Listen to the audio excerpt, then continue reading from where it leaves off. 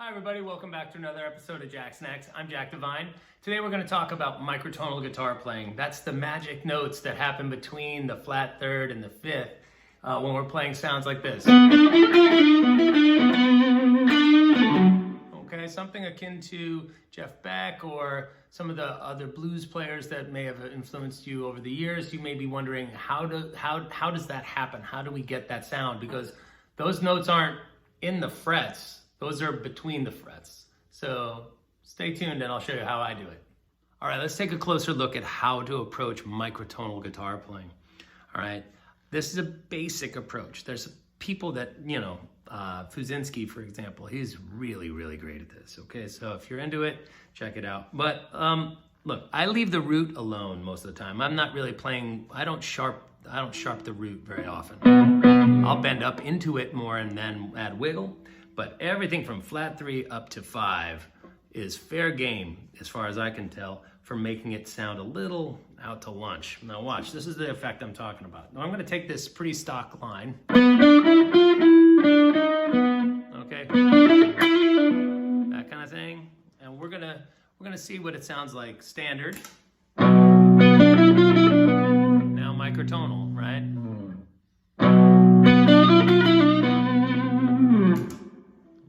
Now, if you're listening, it might have come too fast, but I doubt it. I bet everybody kind of heard the certain like wonkiness that was taking place on this note, this note, and this note. All right, what am I doing? I'm kind of aping the Jeff Beck thing where you bend the flat 3, not all the way to the major third, but definitely not just straight on. It's not that, it's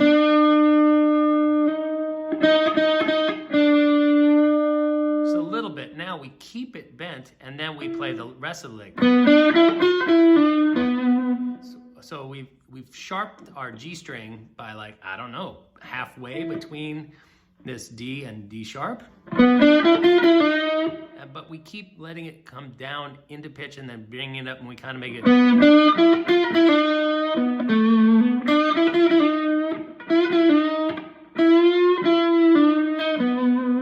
Okay, there's that. That's kind of the gateway drug to this technique.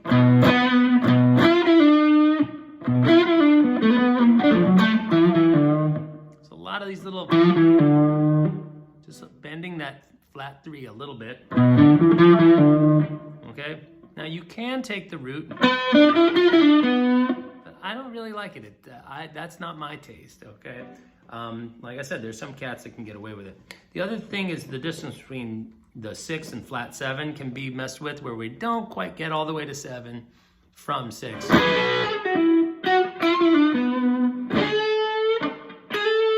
not going there. I'll do that a little bit, and I often will pair that opposite this root, so it creates this kind of, you hear that diving note that happens at the same time? All right, I love that effect. I'll do that here as well. Okay, where I'll bend the flat 5 towards 5, 6 towards flat 7.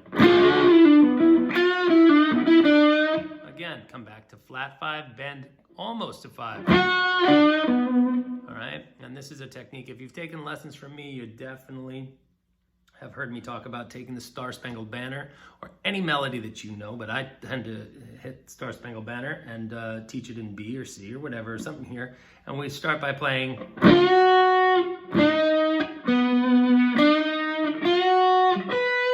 Bending every note that isn't a root. Okay, so now you're going to have to let it down to get to the next one, to let it down to fret the next note. And if you slow it down, this is a very powerful technique. Okay, or you can not, you can just keep it.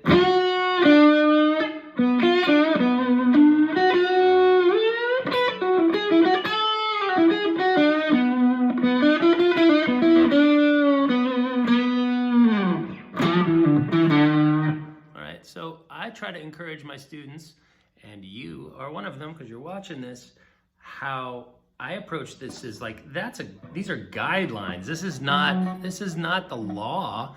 You can break this. Yeah, you can slide into it. You can bend into it. You can bend into it and then slide into it.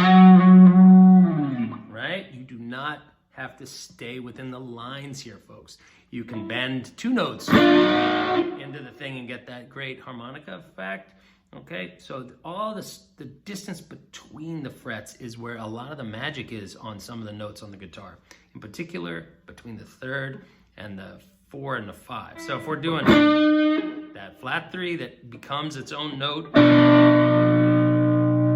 before it turns into the major 3rd, somewhere between here and there is a whole world. I don't know, it's amazing. And then after 4, on its way to 5, there's another.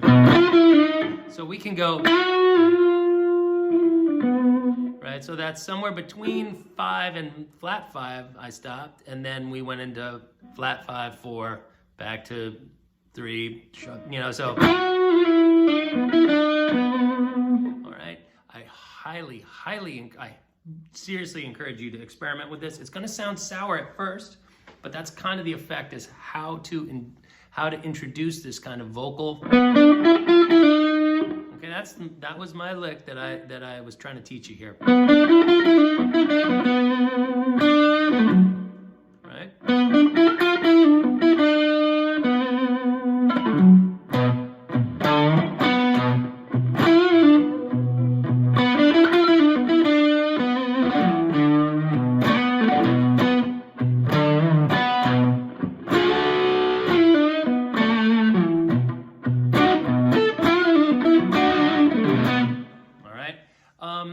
I guess that's about it, but hopefully you guys will take the ball and run with it as much as you can.